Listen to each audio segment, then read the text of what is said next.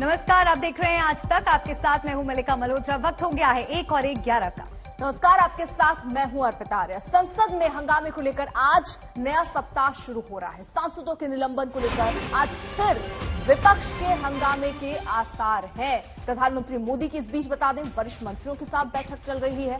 PM ने भी हालात पर वरिष्ठ मंत्रियों की जो बैठक बुलाई, उसमें यह तय हो रहा है कि आगे किस तरीके से इससे निपटना है। वहीं नागालैंड हिंसा को लेकर भी संसद में शोर शराबे की आहट है। गृह मंत्री अमित शाह हिंसा पर संसद में जवाब देंगे, तो पीएम ने भी बैठक की। विपक्षी दलों ने हिंसा को लेकर नोटिस भी थमाया। विचार संसद में कैद है, उसकी हम अपेक्षा कर रहे हैं। सर, दोनों ही सदनों में बयान देने वाले हैं गृह मंत्री।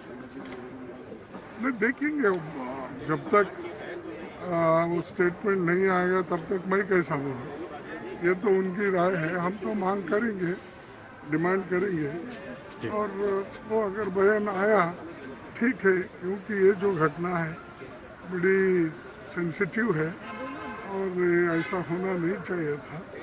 लेकिन हुआ क्यों, वो उसके बारे में तो ठीक से अपना जवाब देंगे।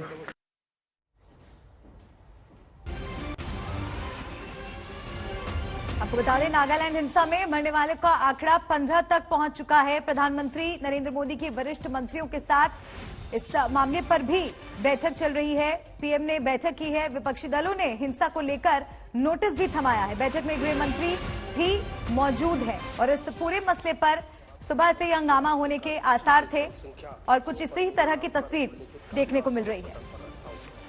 श्री प्रहलाद सिंह पटेल। माननीय अध्यक्ष महोदय, आपकी अनुमति से मैं क्रम संख्या 3 पर आज की संशोधित कार्यसूची में मेरे नाम के सामने उल्लिखित दस्तावेज सभा पटल पर रखता हूँ। Don't talk to each other across the table. If you have some work you can meet and then. Shri Kaushal Kishore. Sir, मैं आपकी अनुमति से मैं आज की कार्यसूची में क्रम संख्या 4 पर मेरे नाम के आगे समस्त सूचीबद्ध कागजातों की एक प्रति हिंदी व अंग्रेजी में सभा के पटल पर रखता हूँ। Shri Vishweshwar तुदू। Sir, with your kind permission, I lay the papers mentioned against my name in today's list of business. और इस बीच एक बड़ी खबर मिल रही है। सीधा आपको संसद की तस्वीरें दिखाते हैं, जहां पर नागालैंड फायरिंग को लेकर हंगामा शुरू हो गया है। लगातार यही आसार लग रहे थे कि ये मामला दोनों सदनों में उठेगा और इस पर गहमा गहमी भी होगी, और इसी तरह की तस्वीर बनती हुई नजर आ रही है। लोकसभा राज्यसभा में विपक्षी दलों का इस पूरे मसले पर हंगामा हो रहा है। नागालैंड में लोग शांति करार किया था। ये अन्य कंपनियों में उत्साह से निवेश कर रहे हैं। ये देखा गया है कि जब ये शेयर लिस्टिंग की स्टेज पर आते हैं तो इन निवेशकों को कई बार भारी नुकसान का सामना करना पड़ता है।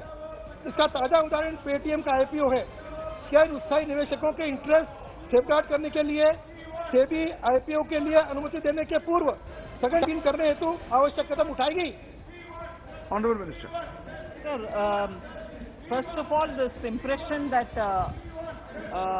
197 कम्युनिकेशन जो पेटीएम का है उसमें नुकसान हुआ, ऐसे नुकसान नहीं हुआ sir. That is also subscribe more than what they went for. वैसे आईपीओ हो, कुछ और फॉरवर्ड ऑफर भी हो, उसमें सेबी पूरे मॉनिटरिंग करती है, इसीलिए नुकसान आईपीए के द्वारा अभी तक रिकॉर्ड में ऐसे नहीं है। Second supplementary.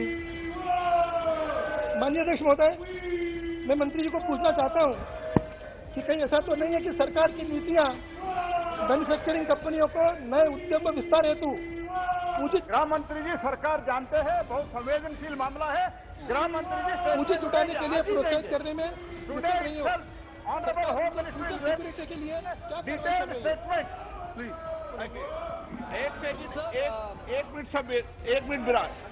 हाँ मैंने यहाँ पर दिया आपको। मैं प्लीज अजीत रंजन जी एक मिनट बैठिए, एक मिनट बैठिए। एक आपके सुधीर मिनट बैठिए, दादा एक मिनट बैठिए प्लीज, सब बैठिए। एक बार मेरी बात सुन लीजिए, उसके बाद आप मैं आपको व्यवस्था दे रहा हूं, उसकी व्यवस्था दे रहा हूं मैं उसकी। प्लीज एक बार प्लीज आप बैठ जाइए, सब बैठ जाइए, बैठ जाइए प्लीज। माननीय सदस्यगण, मुझे जिन विषयों की आप चर्चा कर रहे हो उस विषय पर माननीय गृह मंत्री जी ने मुझे लिखित में दिया है, वो सदन में आकर इस बात के लिए स्टेटमेंट देंगे। एक मिनट पहले मेरी बात सुन लीजिए, आप पहले मेरी बात सुन लीजिए, मेरी बात सुन लीजिए, प्लीज डिस्टर्बेंस मत करिए, बैठ जाइए आप। सर, नागालैंड में कल जो घटना घटी है सर, ये बड़ा दुखदायक और ये बड़ा शर्मसार एक मुद्दा है सर। नागालैंड में 16 से 17 बेगुन मौत हुई है। ये दर्दनाक घटना की सदन में चर्चा करने का मौका दिया जाए। नागालैंड में ये लोग शांति करार किया था, ये शांति करार का नतीजा क्या निकला हम सब देख रहे हैं सर। इसके चलते सदन में सर सबसे बड़ी मुद्दा आना चाहिए सर, क्योंकि बेगुनाह लोगों की इसमें मौत हुई है। सर, माननीय गृह मंत्री देंगे, सरकार को इस पर जवाब देना चाहिए सर। पर में आप चलने दें, की बात नहीं है सर। बात यह कि नागालैंड में जो घटना घटी है सर, मामला है हिंदुस्तान इस पर बड़ी इसमें दुख। एक अच्छी माननीय गृह मंत्री डालें, प्रश्नकाल चलने दें। आप सुदीप जी क्या बोल रहे थे? एक मैं आपको मौका दे रहा हूं, आपके नाम से मौका दे रहा हूं। Sir, Nagaland issue has shaken the nation. Our simple expectation that Honorable Home Minister should come to the House and let him explain and let him make a statement to the House that what is the situation going on. Prahlad Joshi ji, ये तो बहुत संवेदनशील मामला है sir. माननीय गृह मंत्री जी आज सदन में आके स्टेटमेंट करेंगे। माननीय गृह मंत्री जी आज ही सदन में स्टेटमेंट देंगे, मैं आश्वस्त कर रहा हूं। और आपका भावना भी गृह मंत्री जी सरकार जानते हैं, बहुत संवेदनशील मामला है। गृह मंत्री जी स्टेटमेंट देंगे, आज ही देंगे। Today itself honourable home minister will make detailed statement. एक सेकंड, एक मिनट सब, एक मिनट बिरा। हाँ मैं मुकर दूंगा, मैंने यहाँ पर दी ना आपको। मैं प्लीज अधीर रंजन जी एक मिनट बैठिए, एक आपके सुदीप जी बोल रही है, 1 मिनट बैठिए। दादा 1 मिनट बैठिए, प्लीज सब बैठिए, एक बार मेरी बात सुन लीजिए, उसके बाद आप। मैं आपको व्यवस्था दे रहा हूं उसकी, प्लीज एक बार प्लीज आप बैठ जाइए, सब बैठ जाइए प्लीज। माननीय सदस्य, अब बात गृह मंत्री अमित शाह के जैसलमेर दौरे की। कल अमित शाह ने बीएसएफ के स्थापना दिवस समारोह में शिरकत की।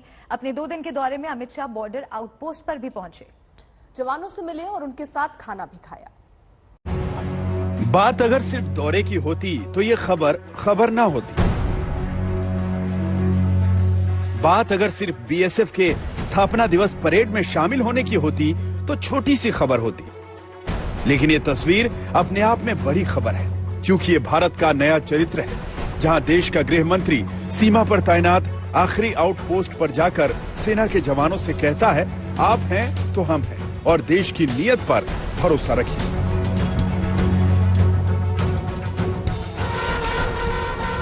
अमित शाह बीएसएफ के स्थापना दिवस समारोह में हिस्सा लेने के लिए जैसलमेर पहुंचे थे, जिसमें उन्होंने सबसे पहले शहीदों को श्रद्धांजलि दी, फिर देश के सीमा प्रहरियों के बीच उनका हौसला बढ़ाने के लिए मौजूद रहे। सैनिकों ने भी अपने देश के गृह मंत्री को सलामी दी।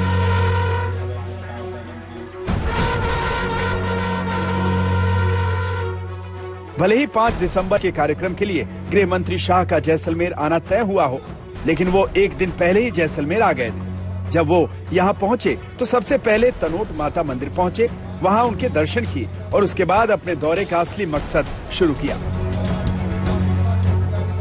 कल शाम ढलते ढलते वो पहुंचे सीमा रोहतास के बॉर्डर आउटपोस्ट पर।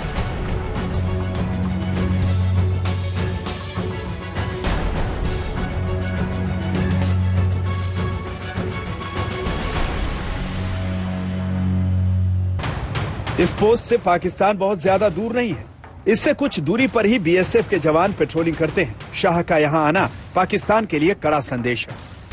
अमित शाह यहां पहुंचे तो बीएसएफ के अधिकारियों ने इस सीमा की खासियत और अहमियत के बारे में उन्हें बताया। एक मैप के जरिए उन्हें समझाने की कोशिश की गई इस वक्त वो कहां पर मौजूद हैं और इस पोस्ट की नजर में कहां तक का क्षेत्र आता है। शाम ढली तो यहां से निकलकर गृह मंत्री सैनिकों के बीच पहुंचे और उनके बीच रहने की खुशी जाहिर की। प्रधानमंत्री जी ने हम सबको मार्गदर्शन किया था कि जहां तक स्वयं नहीं जाते हैं तब तक कठिनाइयों का जानकारी नहीं मिलती है। तो आज मैं भी आया हूं, मुझे भी बहुत अच्छा लगा है। कुछ दिन पहले कश्मीर की बॉर्डर पर भी रहा था पूरी रात सीआरपीएफ के कैंप के अंदर, और आज आप सबके बीच में हूं, तो मुझे बहुत आनंद है। इस पूरे इलाके की जलवायु रूखी है और यहाँ गर्मियों में तापमान 55 डिग्री सेल्सियस तक पहुँच जाता है और सर्दियों में अक्सर रात में तापमान 0 के करीब पहुँच जाता है। ऐसी परिस्थितियों में बीएसएफ के जवान देश की सुरक्षा में दिन रात लगे रहते हैं। उनके इसी जज्बे की तारीफ गृह मंत्री ने की। एक बात मैं जरूर आपको बताना चाहता हूं, मेरे समेत देश के गृह मंत्री समेत देश के 130 करोड़ लोग रात को चैन की नींद सोते हैं, क्योंकि उनको आप पर भरोसा है कि आप सीमा। जवानों के साथ हुए एक छोटे से सम्मेलन में गृह मंत्री ने उन्हें 100 दिन की छुट्टी का आश्वासन भी दिया और उसके बाद इन सैनिकों के साथ मिलकर डिनर भी किया। उस डिनर प्रोग्राम को यहाँ बड़ा खाना कहते हैं। इस डिनर प्रोग्राम में गृह मंत्री पहुंचे थे। जवानों के बीच उनकी मौजूदगी को लेकर भी कई जवानों से बात की। गृह मंत्री अमित शाह यहाँ पर बॉर्डर आउटपोस्ट पर, जो कि जैसलमेर में रोहतास बॉर्डर आउटपोस्ट है, यहाँ आप देख रहे हैं कि किस तरीके से जवानों के बीच में यहाँ पर मौजूद हैं और उनके साथ रात का खाना खा रहे हैं। यहाँ पर आप देखिए जवानों को जिस तरीके का खाना परोसा गया है, वही खाना केंद्रीय गृह मंत्री अमित शाह जवानों के बीच में रह करके यहाँ पर खा रहे हैं। बीएसएफ का स्थापना दिवस कार्यक्रम 1 दिन का था, लेकिन गृह मंत्री ने इस कार्यक्रम को 2 दिन का किया। फिर जवानों के बीच रहकर उनका हाल जाना, उनकी जरूरतों को पहचाना और फिर स्थापना दिवस समारोह का हिस्सा बनकर जयपुर के लिए उड़ान भरी। जयपुर में उन्होंने बीजेपी के जन प्रतिनिधि संकल्प सम्मेलन में हिस्सा लिया। अपने संबोधन में उन्होंने राज्य सरकार और विपक्ष को निशाने पर लेते हुए 2023 में 2/3 बहुमत की सरकार बनाने का दावा किया। जैसलमेर से जितेंद्र बहादुर सिंह, जयपुर से देव अंकुर बधावन के साथ आज तक ब्यूरो। साल खत्म होते होते कोरोना का खौफ फिर लौट आया है। अफ्रीका से निकला सबसे खौफनाक वायरस ओमिक्रॉन 5 राज्यों तक पहुंच गया। डर है कि कहीं नया साल तीसरी लहर ना ले आए।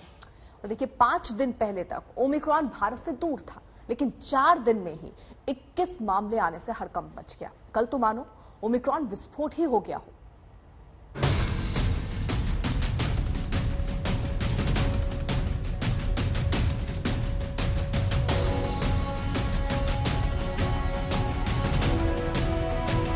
एक ब्रेक के बाद कोरोना फिर से डराने लगा है।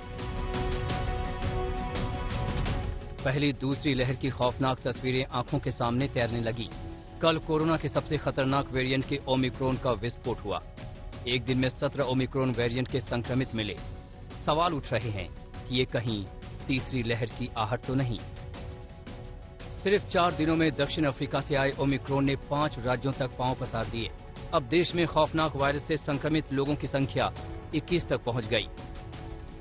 देश में सबसे पहले ओमिक्रॉन ने कर्नाटक में दस्तक दी और फिर महाराष्ट्र, गुजरात, दिल्ली होते हुए राजस्थान तक पहुंच गया। ओमिक्रॉन के सबसे ज्यादा केस राजस्थान में मिले, जहां एक ही परिवार के 9 लोग संक्रमित पाए गए। इसके बाद महाराष्ट्र का नंबर है, जहां 8 पॉजिटिव हैं। कर्नाटक में 2 लोग संक्रमित हैं, जबकि दिल्ली और गुजरात में 1-1। जयपुर में कल एक साथ एक ही परिवार के 9 लोगों तक ओमिक्रॉन पहुंच गया।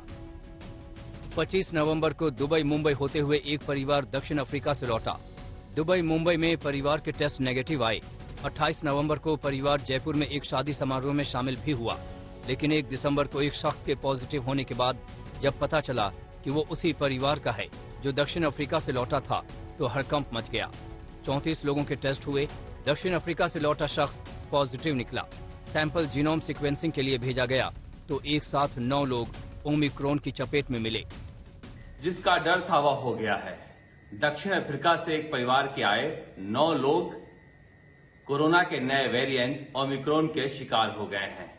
राजस्थान सरकार का कहना है कि जितने भी लोग संपर्क में आए हैं सभी के बारे में पता लगाया जा रहा है और सभी को आइसोलेट किया जा रहा है, किन किन के संपर्क में आए और कहां से आए।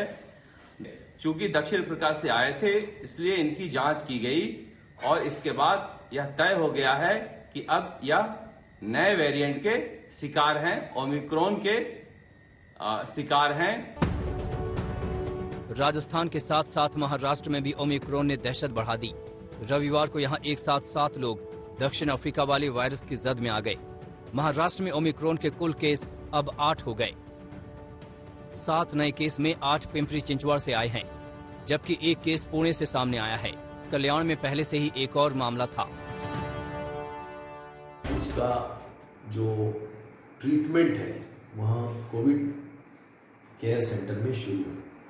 उनकी जो तबीयत है वो बहुत नॉर्मल है, कोई प्रॉब्लम नहीं है और उनको माइल्ड सिम्टम्स थे, माइल्ड बुखार था यानी माइल्ड टेम्परेचर था, लेकिन उनके कॉन्टैक्ट्स में जो भी लोग आए थे, जैसा कि हाई रिस्क कॉन्टैक्ट जो क्लोज लोग होते हैं घर के और लो रिस्क कॉन्टैक्ट जो थोड़ी समय के लिए वह व्यक्ति कॉन्टैक्ट्स में आया होगा, उन सभी की जांच की गई है और वे सभी निगेटिव हैं, कोविड निगेटिव। महाराष्ट्र में एक शख्स फिनलैंड से लौटा था। महिला का भाई और उसकी 2 बेटियां भी संक्रमित हैं। नाइजीरिया से लौटी महिला और उसकी 2 बेटियां भी ओमिक्रॉन पॉजिटिव मिली। महाराष्ट्र में ओमिक्रॉन वेरिएंट के अब कुल मिलाकर 8 केसेस हैं, जिसमें से 6 केसेस पिंपरी चिंचवड़, 1 केस पुणे और 1 केस डोंबिवली से है।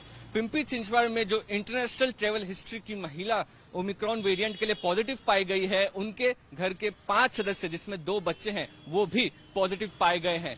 मुंबई में स्ट्रिक्ट होम क्वारंटाइन गाइडलाइंस बना दी गई है इंटरनेशनल ट्रेवलर्स के लिए, ताकि जल्द से जल्द इस इंटरनेशनल ट्रेवलर्स के चलते जो संक्रमण मुंबई, महाराष्ट्र और बाकी देश में फैल रहा है उसे रोका जा सके। ओमिक्रॉन ने कल दिल्ली में भी दस्तक दे दी। विदेश से आए 17 लोग दिल्ली के LNJP अस्पताल में भर्ती थे। इनमें तंजानिया से आया शख्स ओमिक्रॉन पॉजिटिव निकला। 17 जो पॉजिटिव हैं उसमें जीनोम सीक्वेंसिंग कराई गई, तो अभी तक 12 लोगों की जीनोम सीक्वेंसिंग की हो चुकी है और एक उसमें से जो है ओमिक्रॉन का पेशेंट लगता है कि जो तंजानिया से आया है, तो उसके प्रिलिमिनरी रिपोर्ट के अंदर वो पॉजिटिव हैं ओमिक्रॉन से। भारत में ओमिक्रॉन का पहला केस 2 दिसंबर को कर्नाटक में मिला था। 4 दिनों में ही ये 5 राज्यों तक फैल गया। अभी तो जीनोम सीक्वेंसिंग की कई रिपोर्टें आनी बाकी हैं। खतरा बड़ा है, सावधानी जरूरी है। जयपुर से शरद कुमार, मुंबई से मुस्तफा शेख और दिल्ली से मिलन शर्मा के साथ आज तक ब्यूरो।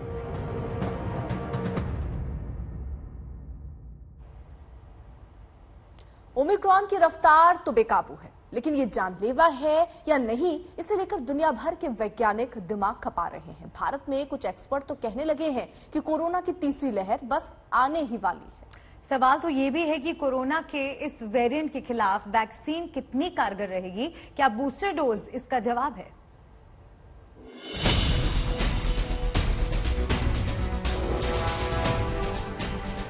ये ओमिक्रॉन डेल्टा से ज्यादा तेजी से फैलता है।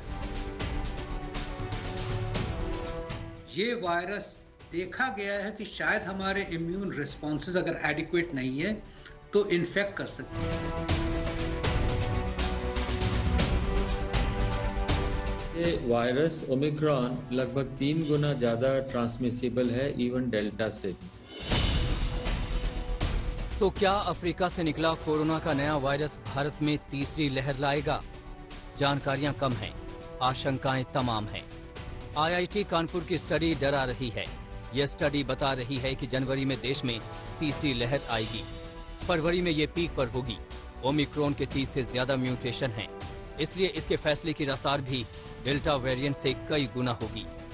ये ओमिक्रॉन डेल्टा से ज्यादा तेजी से फैलता है, लेकिन क्या ये डेल्टा से ज्यादा खतरनाक है कि उससे इसका मतलब कि क्या ज्यादा लोग इसकी वजह से हॉस्पिटलाइजेशन चाहेंगे? वो अभी नहीं कहा जा सकता, क्योंकि अभी तक जो डेटा निकल के आया है साउथ अफ्रीका से या कुछ अन्य देशों से, वहाँ पे लगभग सभी लोग जो ओमिक्रॉन से प्रभावित हैं उनको ज़्यादा इन्फेक्शन नहीं हुआ, माइल्ड ही हुआ है। अब सवाल है कि तेजी से फैलने वाला ओमिक्रॉन कितना खतरनाक होगा। क्या तस्वीर दूसरी लहर से भी खतरनाक होगी? एक्सपर्ट की राय अपनी अपनी है। हम किस बात से डर रहे हैं? ये वायरस इन्फेक्टिव जरूर है, ये वायरस देखा गया है कि शायद हमारे इम्यून रिस्पॉन्सेज अगर एडिक्वेट नहीं है तो इन्फेक्ट कर सकता है, बट अब तक कोई एविडेंस नहीं है कि ये सिवियर है, ये खतरनाक है, ये हमें मार देगा, ये हम एडमिट हो जाएंगे, ये हमारी डेथ हो जाएगी, इसका कोई एविडेंस नहीं है। ये वायरस ओमिक्रॉन लगभग 3 गुना ज़्यादा ट्रांसमिसिबल है इवन डेल्टा से भी। तो अगर हम मान के चलें कि एक आदमी को अभी हुआ है तो 3 को और ये इन्फेक्ट कर सकता है। दूसरा, जिस पॉपुलेशन में अगर मिक्स्ड वैक्सीन या इन्फेक्शन है प्रीवियस वैक्सीनेशन से, जैसे इंडिया है, साउथ अफ्रीका, जहां बहुत सारे लोग अनवैक्सीनेटेड हैं या सिंगल डोज जिनको मिली है, वहां ये वायरस थोड़ा खुली छूट ले सकता है, लोगों में जा सकता है, जल्दी मल्टीप्लाई कर सकता है। ओमिक्रॉन की बढ़ती दहशत के बीच देश में वैक्सीन की तीसरी डोज को लेकर हलचल तेज है। आज इसी मसले पर टेक्निकल एडवाइजरी ग्रुप की बैठक है। इसमें बच्चों की वैक्सीन पर भी बात होगी। 9 दिसंबर को संसदीय कमेटी की भी बैठक है। इस बैठक में ओमिक्रॉन और वैक्सीनेशन को लेकर चर्चा होगी। स्वास्थ्य मंत्री मनसुख मांडविया कमेटी के सामने बयान देंगे। चिंता इस बात को लेकर भी है कि क्या मौजूदा वैक्सीन ओमिक्रॉन वेरिएंट पर असरदार होगी। अभी इसको लेकर रिसर्च चल रही है और अभी किसी नतीजे पर नहीं पहुंचा जा सका है। लेकिन ब्रिटिश कंपनी मॉडर्ना ने हाल ही में कहा है कि मौजूदा वैक्सीन के ओमिक्रॉन पर कम प्रभावी रहने के चांस हैं और इसकी वजह भी है। ऐसे में मास्क और 2 गज की दूरी ही जरूरी है। ओमिक्रॉन की दस्तक के साथ ही भारत में सख्ती बढ़ गई। एट रिस्क वाले देशों से आने वाले यात्रियों को एयरपोर्ट पर RT-PCR टेस्ट कराना ही होगा। बाकी देशों से आने वाले यात्रियों के भी रैंडम टेस्ट हो सकते हैं। सख्ती बढ़ी तो एयरपोर्ट पर टेस्ट के लिए यात्रियों की भीड़ होने लगी। गाइडेंस नहीं थी हमको कि आपको PCR टेस्ट कराना है, और नहीं तो हम लोग पहले ऑनलाइन बुक करा के आते हैं। उसके बाद 2 टेस्ट हैं यहाँ पे, एक है नॉर्मल टेस्ट और एक है rapid fire. Normal taste like वो ले रहे हैं 8 घंटे, और जो रैपिड फायर है वो 1 घंटा बोल रहे हैं, बट 1 घंटे में किसी को रिपोर्ट दी नहीं, तो अंदर काफी लोग परेशान हो रहे हैं। Which is not very clear to me because she has to go to quarantine for a week, but we live in Himachal, so we have to go from here with the bus to Himachal, so it is a bit strange. और हम दिल्ली में आए थे और मुझे बहुत तंग किया गया है। इमिग्रेशन वाले भी मास्क नहीं पहन रहे हैं, प्रोटोकॉल चेंज करते हैं, कोई डिस्टेंस नहीं है सिक्योरिटी की, कोई कोविड का नहीं करते हैं। हमने PCR का टेस्ट करा चुके थे इंडिया, वहाँ पे स्पेन में, जो 72 आवर्स वैलिड था। यहाँ पे हमसे दोबारा कराया गया और हमें बहुत ज्यादा वेट करना पड़ा। उद्योगपति हर्ष गोयंका ने दिल्ली एयरपोर्ट के हालात की तस्वीर ट्वीट की तो सवाल उठने लगे कि इतनी अफरा तफरी क्यों। दिल्ली के उप मुख्यमंत्री ने इस ट्वीट पर लिखा कि उड्डयन मंत्रालय सूझबूझ से निपटे। ब्यूरो रिपोर्ट आज तक। तो ओमिक्रॉन से दुनिया हैरान परेशान है। कई देशों ने सख्ती बढ़ाई तो WHO ने कहा कि यात्रियों को रोकने से कोरोना रुकने वाला नहीं है। एक और दुनिया के कई देश पाबंदी वाला रास्ता अपना रहे हैं, तो कई देशों में लोग सख्ती के खिलाफ ही सड़कों पर हैं।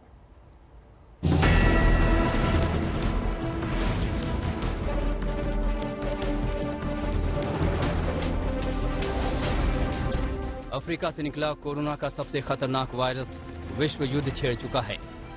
अब तक ये नया वेरिएंट ओमिक्रॉन 40 देशों में पहुंच चुका है। 24 नवंबर को विश्व स्वास्थ्य संगठन ने ओमिक्रॉन को वेरिएंट ऑफ कंसर्न घोषित किया और 12 दिनों में इसने दुनिया का चक्कर लगा लिया। अब ओमिक्रॉन के दक्षिण अफ्रीका में 183, बोत्सवाना में 19, ब्रिटेन में 32, नीदरलैंड्स में 16, ऑस्ट्रेलिया में 8, अमेरिका में 8, फ्रांस में 8, जर्मनी में 10, घाना में 33 और हांगकांग में 7 मरीज मिल चुके हैं, जबकि भारत में ओमिक्रॉन की संख्या 21 हो चुकी है। दक्षिण अफ्रीका में नए वेरिएंट की वजह से एक दिन में ही ओमिक्रॉन के केस दोगुने हो रहे हैं। पूरे अफ्रीका महाद्वीप में इस हफ्ते 52,000 से ज्यादा नए कोरोना केस दर्ज किए गए हैं, जो पिछले हफ्ते करीब 100 गुना ज्यादा हैं। ओमिक्रॉन की रफ्तार सभी को डरा रही है। अगर इस पर काबू नहीं पाया गया तो मौजूदा रफ्तार से 2 महीने में आधा यूरोप इसकी चपेट में आने वाला है। फ्रांस में कोरोना की स्पीड किस तरह बढ़ रही है, उसके आंकड़े आपके सामने हैं, जहां पिछले 3 दिनों के अंदर करीब 1.5 लाख नए केस आ चुके हैं। फ्रांस में कोरोना की 5वीं लहर आ चुकी है, लेकिन जर्मनी में मास्क को न पहनने के लिए आंदोलन किया जा रहा है। जर्मनी की सड़कों पर लोग कोरोना प्रोटोकॉल को लेकर संग्राम कर रहे हैं। जर्मनी में हर रोज कोरोना के 50,000 केस आ रहे हैं। ओमिक्रॉन की दहशत बढ़ी तो सख्ती भी बढ़ा दी गई। 30 से ज्यादा देशों ने ओमिक्रॉन को रोकने के लिए ट्रैवल बैन से लेकर बॉर्डर तक सील कर दिए हैं। जापान ने 1 महीने के लिए अपनी सीमाओं को विदेश से आने वाले लोगों के लिए बंद कर दिया है। इजराइल ने अगले 14 दिनों के लिए विदेशियों के आने पर पाबंदी लगा दी है। चीन ने सिर्फ अपने नागरिकों को ही देश में आने की अनुमति दी है। पर WHO यात्रियों पर रोक को सही नहीं मानता। WHO की एडवाइजरी कहती है कि इस बात का कोई प्रूफ नहीं है कि ट्रैवल बैन से ओमिक्रॉन के अन्य देशों में प्रसार को रोका जा सकता है। ट्रैवल बैन एक तरह से उन देशों को सजा है जहां नया वेरिएंट मिलता है। ब्यूरो रिपोर्ट, आज तक।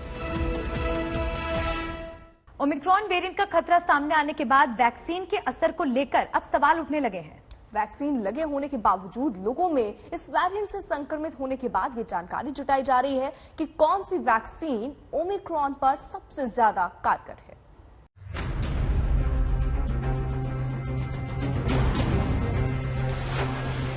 कोरोना के ओमिक्रॉन वेरिएंट को लेकर दुनिया भर में टेंशन बढ़ गई है। WHO ने इसे वेरिएंट ऑफ कंसर्न करार दिया है। भारत में भी इसको रोकने की रणनीति बनाई जा रही है। दुनिया में जिस तरह से इस वायरस के संदर्भ में हमें सूचना मिली, उसको देखते हुए एक एडवाइजरी भी डिक्लेयर की गई है। पोर्ट पर हमने भी देखरेख रखना शुरू कर दिया है। कोई भी ऐसे संदिग्ध केस है तो उसको तुरंत ही चेक करके उसको जीनोमिक सीक्वेंसेस भी करा रहे हैं। कोविड क्राइसिस के दरमियान हमने बहुत कुछ सीखा है। आज हमारे पास बहुत कुछ संसाधन भी अवेलेबल है, सारी लेबोरेटरी भी अवेलेबल है। कोई भी कैसी भी स्थिति को हम देख सकते हैं। वैक्सीन निर्माता कंपनियों ने भी ओमिक्रॉन को रोकने के लिए रिसर्च शुरू कर दी है। फाइजर ने ओमिक्रॉन वेरिएंट को लेकर तैयारी शुरू कर दी है। फाइजर ने नए वेरिएंट के खिलाफ टेस्टिंग शुरू की है, जिससे पता चलेगा कि इस वेरिएंट के खिलाफ ये कितनी कारगर है। कंपनी ने उम्मीद जताई है कि फाइजर का एंटीवायरल पिल ओमिक्रॉन के खिलाफ कारगर होगा। मॉडर्ना भी ओमिक्रॉन वेरिएंट को रोकने की मुहिम में जुट गई है। कंपनी का दावा है कि वो नए वेरिएंट के लिए बूस्टर शॉट तैयार कर रही है। मॉडर्ना का दावा है कि जिन लोगों ने वैक्सीन लगवाई है वो सुरक्षित हैं। जॉनसन एंड जॉनसन ने भी ओमिक्रॉन वेरिएंट को लेकर विशेष वैक्सीन की तैयारी शुरू कर दी है। एस्ट्राजेनेका ने कहा है कि वो ओमिक्रॉन वेरिएंट B.1.1.529 के असर को देख रहे हैं। कंपनी ने भरोसा जताया है कि उनके वैक्सीन की ड्रग ओमिक्रॉन के खिलाफ कारगर है।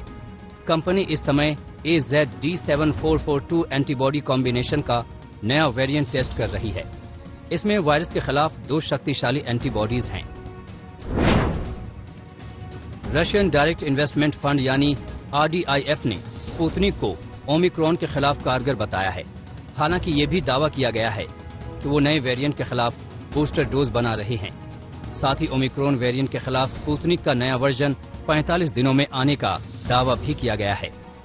अब ओमिक्रॉन के बारे में ज्यादा जानकारी आने पर ही ये पता लग सकेगा कि आखिर वैक्सीन इस पर कितनी असरदार है। उसी हिसाब से बूस्टर या फिर नई वैक्सीन पर कोई फैसला हो पाएगा। आज तक ब्यूरो।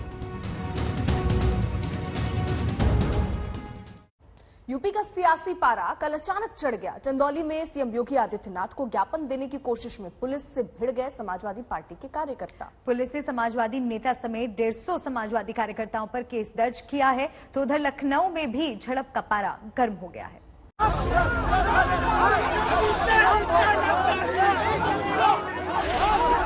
हंगामा बरपा है। वर्दीधारी अफसर का सर फोड़ देने की कोशिशें हो रही हैं। नारेबाजी हो रही है।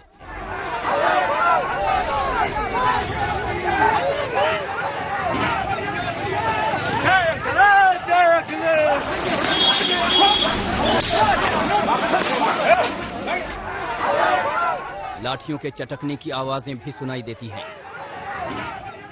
ये चंदौली की तस्वीर है। गौर से देखिए कैसे पुलिस वाले समाजवादी पार्टी के कार्यकर्ताओं को रोकने की कोशिश कर रहे हैं और कार्यकर्ता पुलिस वालों को धक्का मारते हुए आगे बढ़ रहे हैं।